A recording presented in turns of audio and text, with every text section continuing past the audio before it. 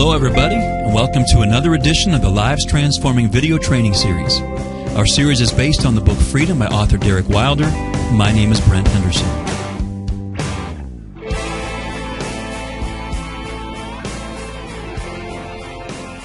You know, this topic of is God using me is one that I believe that we all struggle with. We all want to know that we have worth to God, and that we tend to measure that in our heads by asking this question, is God using me?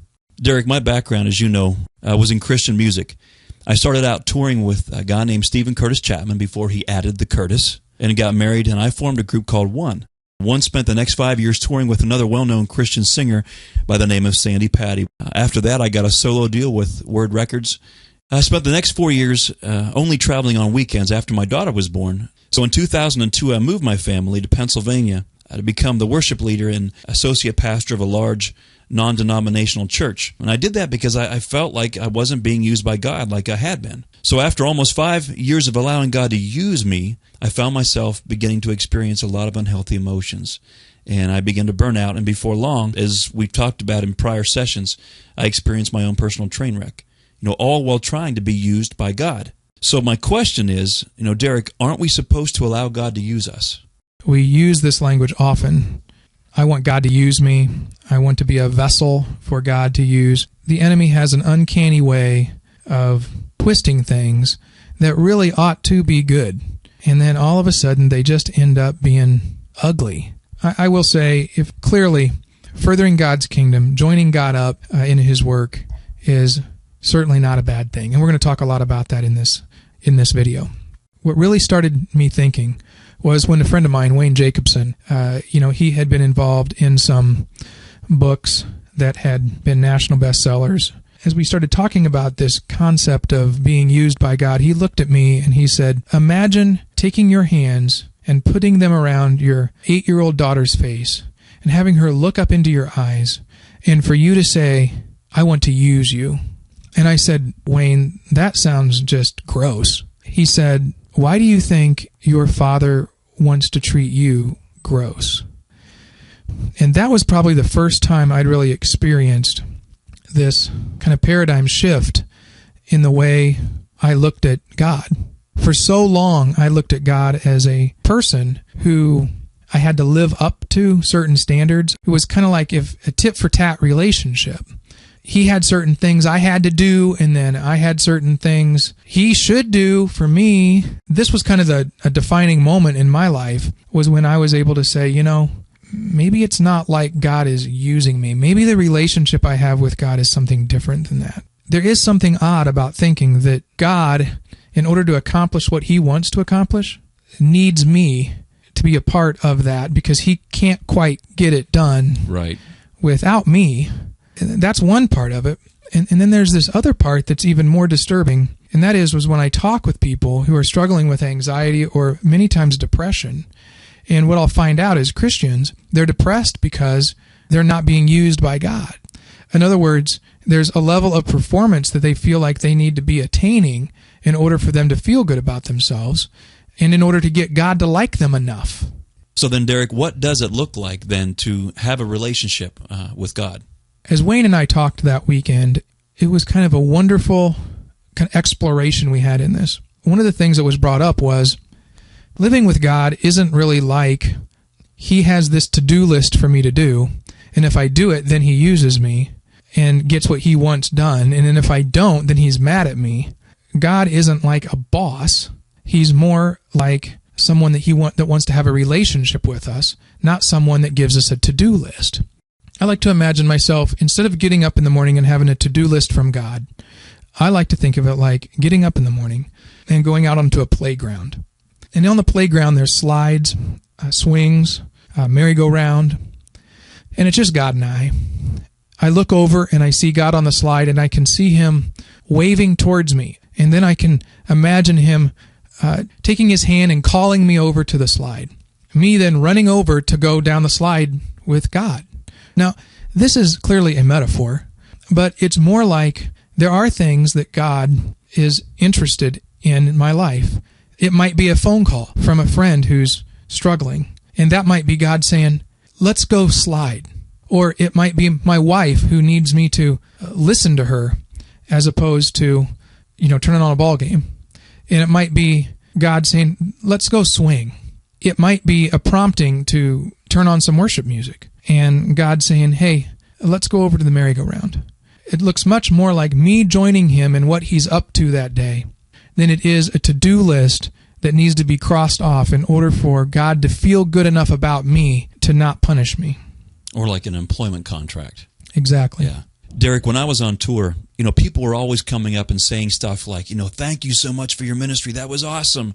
I'm so glad that you're allowing God to use you. They would usually ask for your autograph, and there'd be this rush of false self-worth that I was really being used by God. And sometimes you begin to believe lies like you're someone special. And the next thing, pride would begin to creep in. That's certainly how the enemy loves to twist this game, which is instead of connecting our worth and value with God in us, we start connecting how valuable we are to how much God uses us. Right. My belief becomes, if God uses me more, then I'm worth more. And then that causes me to have thoughts like, if God doesn't use me, then I'm worth less. If Christ is in me because I'm a believer, and Christ is in you because you're a believer, can the Christ in me be any better than the Christ in you? Is that even possible? Exactly, and this is a slippery slope that the enemy wants to take us down. On the one hand, if I'm not used by God, then I'm not worth very much. But then, of course, if I am used by God, well, then that makes me better than you. And it all stems from a belief that says, if God uses me, then I'm worth more. Which then leads to a thought that says one of two things many times. If God doesn't use me, then I'm worth less. Or if then God does use me, that makes me better than you. Yeah.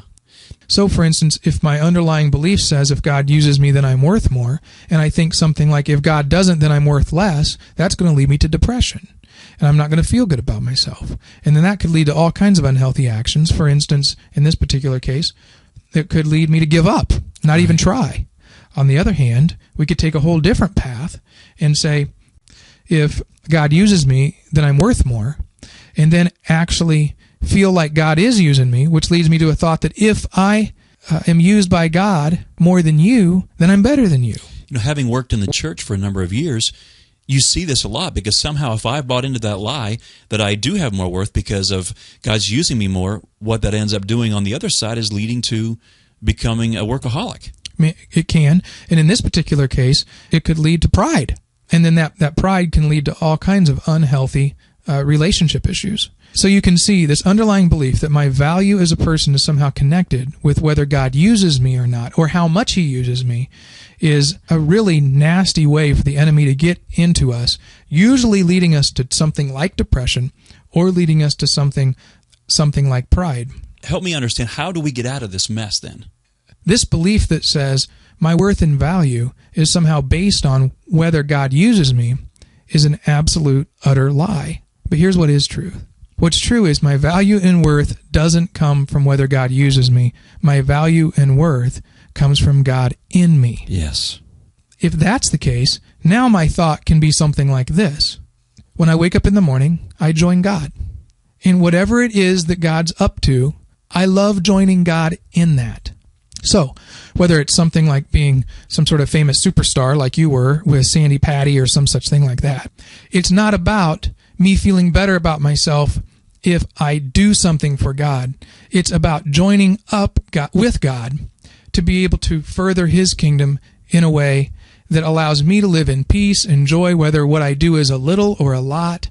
And then all of a sudden I'm not afraid to extend the cup of coffee. It's not about me trying to find my worth and value because my worth and value is already set in stone. And so now it can be about him. And the piece that connects for me is he's not somehow over here off to the side somewhere way up there. Because he's in me, I have the characteristics of Christ in me, which causes me, invites me into loving others as he has loved me. So now the work of the kingdom isn't something that I have to make happen. It happens because it is now who I really am. God's Spirit in my spirit. That's right. And then now the thought is not, if God doesn't use me, I'm not good enough. Now the thought is, whatever God wants to do, I'm looking forward to joining him. Yes. Whether he does something today or not. And the Holy Spirit opens up those opportunities that I can see because it resonates. I know where God is going, and now all I have to do is follow. Exactly. And there's no pressure to follow. There's no pressure. It's more like, hey, let's go swing, as opposed to, hey, you got to get this done. And so now we can experience the peace and joy that comes from living in a relationship with our Father. And out of that naturally comes actions of a cool cup of water, a cup of coffee, or maybe singing on stage, or teaching on Sunday morning. Regardless, they all are just an unbelievable extension of a peace and joy that's already existing in us because we already know who we are.